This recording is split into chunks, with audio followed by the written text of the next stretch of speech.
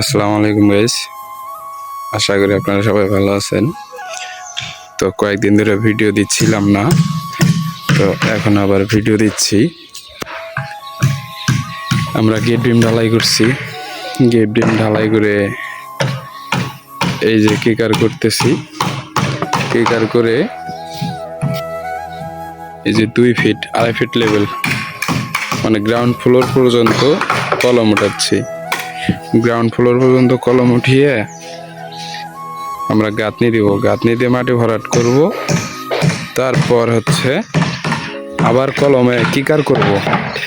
ওই যে নিচে যে কিকারটা দেখা যাচ্ছে ওই রকম কিকার এখানে আবার এরকম সব কলমেই করতে হবে।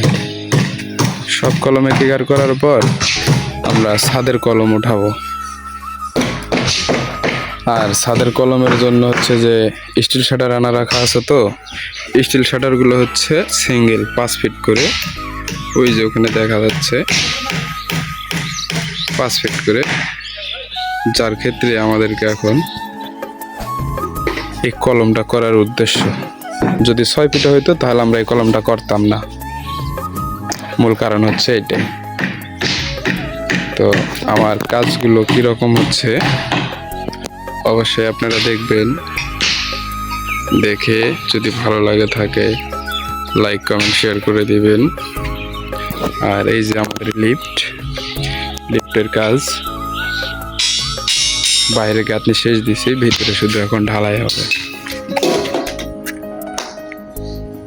ভেতরে ঢালাই হবে, ঢালাই হইলে লিফটের কাজ আমাদের শেষ। এই পর্যন্তই, গ্রাউন্ড ফ্লোর পর্যন্তই আমাদের লিফট আরসিসি হবে। আর উপরে যা কাজ হবে লিফটের সব অ্যাঙ্গেল দিয়ে। এটা আর কি অনেক সাশ্রয়। অ্যাঙ্গেল দিয়ে লিফট বানাইলে 5 তলা পর্যন্ত এটা সাশ্রয় হয়, দেখতে অনেক সুন্দর লাগে।